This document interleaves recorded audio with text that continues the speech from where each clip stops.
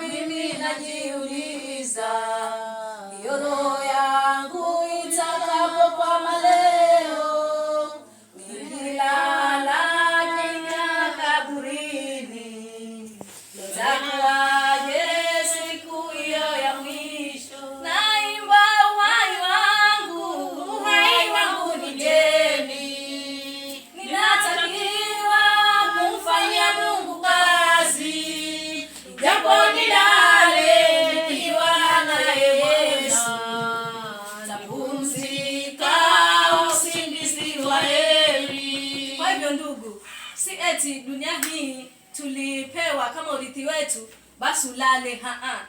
Mungu alikuchagua wewe ukiingia katika kanisa kama hivi umfanyie kazi.